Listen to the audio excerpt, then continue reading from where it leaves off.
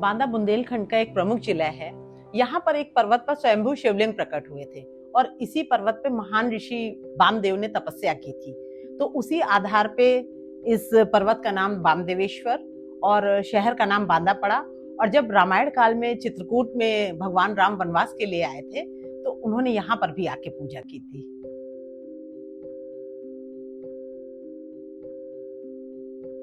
केंद्र सरकार की महत्वाकांक्षी योजना एक जिला एक उत्पाद के अंतर्गत बांदा जिले से शजर पत्थर का चयन किया गया था।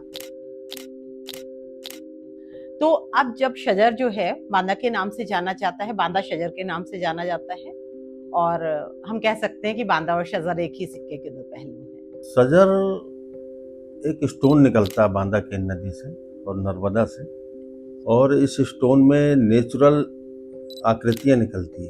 पेड़ पौधों की आकृति है, मोर पक्षी की है, तमाम प्रकार की निकलती है। शजर पत्थर ये एडिट स्टोन होता है। एडिट सबसे हार्डनेस इसकी ज़्यादा होती है, हीरे से 2 पॉइंट कम होता है। ये शजर जो शब्द है ये अरबी का शब्द है। शजर माने पेड़ होता है। तो ये केन नदी में बहुत पहले से शजर नाम की मणियाँ निकलती हैं। जैसे यहाँ के संतराश जो है बना करके उसके बहुत सारे आभूषण बनाते हैं, लॉकेट बनाते हैं और तमाम चीजें। इसका जिक्र बांदा में बहुत पहले से आ रहा है। शजर अपने आप में बांदा का हीरा कहा जाता है। बहुत से पत्थर या हीरा कह लीजिए, जैसे पन्ना में निकलता है या कहीं निकलता है, इसी तरीके बांदा में जो स्टोन निकलता है वो शजर पत्थर निकलता है, उसको बांदा का हीरा कहा जाता है। इसीलिए ओडीओपी जो माननीय मुख्यमंत्री योगी आदित्यनाथ उत्तर प्रदेश के जो है, उनकी जो महत्वाकांक्षा योजना थी एक जनपद एक उत्पाद, हर जिले से एक उत्पाद लिया गया है, तो उसमें बांदा में भी शजर पत्थर को लिया गया है। यह मृतप्राय उद्योग था। 2001 से लेकर के मैंने 2016 तक इस उद्योग को, क्योंकि इसके पहले से मैं काम कर रहा हूँ, तो मैंने बहुत ही अध्ययन किया और बहुत बारीकी से इस उद्योग में जुड़ करके मैंने देखा कि 2017 के आसपास ये मृतप्राय उद्योग हो गया था। भारत के अंतिम मुगल बादशाह बहादुर शाह जफर ने अपनी आत्मकथा में भी इसका एक बार जिक्र किया है कि बुंदेलखंड में बांदा है, बांदा में केन नदी है। रियल में ये जो केन नदी है इसका पहले नाम सुक्तमती था और महाभारत काल में इसका नाम आता है, इस नदी का नाम आता है कर्णवती, और आज इसको 12वीं सदी के बाद से केन नदी कहते हैं। नाम बदलते रहे, जैसे देश का नाम बदलता रहा, नगरों के नाम बदलते रहे, इसका भी बदलता रहा। आज इसको केन के रूप में हम लोग जानते हैं। इसमें एक ऐसा पत्थर होता है जिसके भीतर शजर पेड़ों के चित्र आते हैं। जिसे तराश कर संतराश हमारे यहाँ के शजर पे काम करने वाले लोग उसको आकर्षक डिजाइन देते हैं। लॉकेट बना देंगे, आभूषण बना देंगे, कड़ा बना दे, कुछ भी बना देते हैं और काफी आकर्षक लगता है। शजर का इतिहास भी यही था कि शजर अपने आप में एक बहुत अच्छी कृति है, और इसका जो इतिहास है वो मैंने आपको बताया।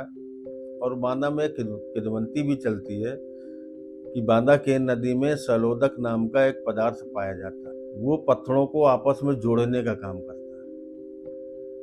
पूर्णमासी के दिन साल में एक बार ऐसे कोई भी समय होता है जो रात्रि के समय जब पानी स्थिर होता है, तो उसमें पत्थर अंदर, नदी के अंदर जो पड़े हुए पत्थर हैं, उसमें जो भी छाया उस पत्थर में पड़ रही है उसकी आकृति उसमें आ जाती है। इसीलिए इसमें मोर पक्षी और तमाम हिरन और तमाम प्रकार की आकृतियां निकलती हैं। ईरान, इराक, सऊदी अरब, ये वहाँ से बहुत जाता है। हालांकि हकीकत पत्थर होता है देसी, जो नदियों में बहुत मिलता है। जयपुर वाले बोरियों में भर के वहाँ भेजते हैं, और फिर यहाँ से जो हज करने जाते हैं तो वो लोग अरे हम मदीने शरीफ से लाए, अरे हम हज कर, ये भी वहाँ पहुँचता है और उसके बाद में यही तारीफ होती है, अरे साहब मदीने शरीफ से खरीद के लाए, अजमेर शरीफ से खरीद के लाए। मामला ये है। और जहाँ बनता है, जहाँ से स्टार्ट हुआ है, वहाँ कोई पूछने नहीं आता। ये चक्कर है।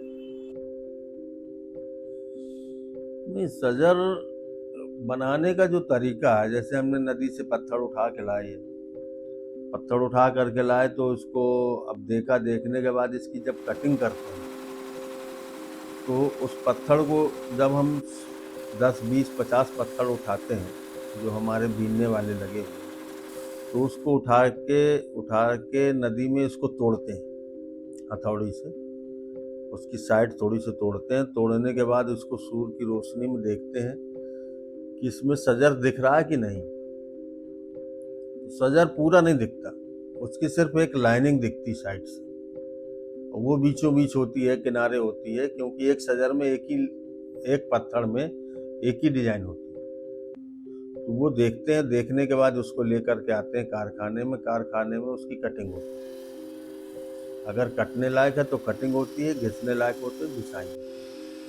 घिसाई करने के बाद उसको हम अपना 3 mm 4 mm जितना मोटी कटिंग करना है वो कटिंग करके उसकी स्लाइस एक पल्ला निकाल लेते हैं। पल्ला निकाल करके फिर उसको जिस शेप में हमें देना है उसका शेप देते हैं, फिर सधाई करते हैं, फिर 2-3 माइक्रोसिन पाउडर वगैरह आते हैं तो उसमें 2-3 करके फिर पॉलिश कर देते हैं। और एक बार अगर सजर में पॉलिश हो गई तो दोबारा धुंधली नहीं होती, जब तक वो सजर रहेगा। ये इसकी एक खास बात है। माननीय प्रधानमंत्री जी 23 में जी सम्मेलन हुआ था अमेरिका में, वहाँ गए थे। तो भारत के प्रधानमंत्री जब वहाँ माननीय श्री नरेंद्र मोदी जी पहुँचे, और पहुँचने के बाद जो उन राष्ट्राध्यक्षों को गिफ्ट दिया, वो 7 गिफ्ट उत्तर प्रदेश के हस्तशिल्पियों के द्वारा बनाए हुए थे। जब उन्होंने गिफ्ट दिया तो ये हुआ कि ये फलानी जगह का है, बनारस का है, ये फलाने को मेरठ का है, कहीं चीनी मिट्टी का घड़ा है, कहीं ऐसे कई 7 चीज़ें थी। उसमें मेरा बनाया हुआ सजर, कफलिंग और ब्रोच भी था, जो मैंने उनको बना करके दिया था। तो जब उन्होंने दुबई के किंग को दिया तो मीडिया में प्रचार प्रसार हुआ और छपा। जब माननीय भारत के प्रधानमंत्री ने गिफ्ट किया तो लोगों ने सोचा कि जब भारत के प्रधानमंत्री दूसरे देश में जाकर के अपनी हस्तशिल्पियों की चीज गिफ्ट कर रहे हैं तो क्यों ना हम लोग देखें।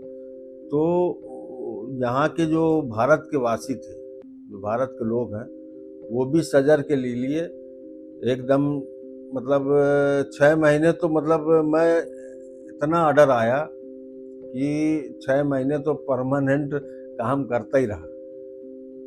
मुझे लगा कि माननीय प्रधानमंत्री जी और योगी जी के द्वारा जो ये प्रोत्साहन हम लोगों को दिया गया हस्तशिल्प को, तो उसमें जितने भी कारीगर किसी भी विधा से जुड़े हों, जितने भी हस्तशिल्पी थे, उनका उत्साह वर्धन हुआ। यहाँ पर जो मानना है कि कोई नदी में ऐसा पदार्थ पाया जाता है जिसकी वजह से ये पत्थरों पे चित्रांकित हो जाते हैं, या चांद की किरणें किसी खास एंगल से जब इस पर पड़ती हैं तो उस पर चित्रांकित हो जाते हैं, लेकिन इसका कोई ऐसा प्रमाण नहीं है और अभी तक इस पर कोई रिसर्च भी नहीं हुई है। तो मेरा तो ये मानना है कि इस पर बात होनी चाहिए, रिसर्च होनी चाहिए कि असलियत क्या है, क्योंकि मिथ ज्यादा है और अभी हकीकत से हम लोग काफी दूर हैं। जब इसका अध्ययन किया गया सजर क्या है, तो सजर के बारे में हमने बताया उनको कि सजर ये है, तो उन्होंने कहा कि हम इसको लेबोरेटरी में टेस्ट कराएंगे। हमारी अपनी खुद की लेबोरेटरी है, टेस्ट कराएंगे। हमने कहा बिल्कुल टेस्ट कराइए, हमें भी मालूम पड़े कि इसके अंदर है क्या। भाई हम तो जो सुनते चले आए हैं कि केन नदी में ये ऐसा अर्धरात्रि में जो है कोई भी छाया जो पड़ती है उसमें ये बनता है। या चूंकि इस केन नदी के पानी में सैलोदक नाम का जो पदार्थ पाया जाता है, तो जो पानी के अंदर पड़े हुए पत्थर हैं और जो उसके अंदर सहवाल होते हैं नदी के अंदर, वो पत्थर से चिपक गए, उसके अंदर वो पत्थर जमता चला गया तो वो सहवाल भी पत्थर के हो गए। मतलब ये एक ऐसा मानना था। मगर जब उसमें टेस्ट हुआ लेबोरेटरी में तो ये हुआ कि ये बहुत पुराने पत्थर हैं। मतलब इसके अंदर जो है मैगजीन और लोह और तांबे के कण पाए गए। तो वैज्ञानिकों का कहना है कि ये फॉसिल्स स्टोन टाइप के, मतलब आज से दसियों साल पहले जब ज्वालामुखी फटे थे तो सबसे पहले पत्थर ठंडा हुआ। जब पत्थर ठंडा हुआ तो उसके अंदर जो है तांबे और लोह के जो पदार्थ थे वो इसके अंदर प्रवेश कर गए, ऊपर से पत्थर दबता चला गया तो ऐसी आकृति बन गई। तो ये उन्होंने वैज्ञानिकों ने तत्व अपना निकाला। तो तब भी उन्होंने कहा कि अगर ऐसी चीजें हैं तब भी ये जीआई टैग के देने लायक है और तत्काल इसको जीआई टैग से जोड़ करके देना चाहिए, क्योंकि एक अमूल्य धरोहर, जो ऐसी धरोहर जो बांदा का नाम रोशन कर रहे हैं लोग, उनको प्रोत्साहन के लिए ये जीआई टैग देना चाहिए और गवर्नमेंट ने उसको दिया। मगर सजर नहीं निकलता उसमें। एगिट तो बहुत जगह निकलता है मगर सजर नहीं। एगिट में जो सजर पाया जाता है, पेड़ पौधों की आकृति जो पाई जाती है, वो कहीं नहीं निकलती, वो यहीं निकलती है। तो कहीं भी आपको सजर मिलेगा तो यहीं का बांदा का गया हुआ ही मिलेगा। ये इसकी एक खास पहचान है और बांदा का यही एक इतिहास है। और बांदा के लोगों के लिए भी सजर अपने आप में बांदा का हीरा है।